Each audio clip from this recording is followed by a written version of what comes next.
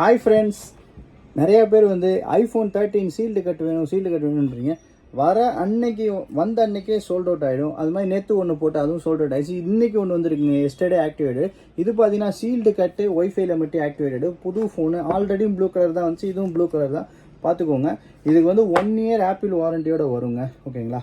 நம்ம last time வந்து 45,500 போட்டிருந்தோம்ல. யாராச்சும் உங்கள் ஃப்ரெண்ட்ஸ் புது ஃபோன் 13 வாங்கணும்னு பிளான் பண்ணியிருந்தாங்கன்னா அவங்களுக்கு இந்த வீடியோ ஷேர் பண்ணுங்கள். மறக்காமல் நம்ம சேனலை சப்ஸ்கிரைப் பண்ணுங்கள்.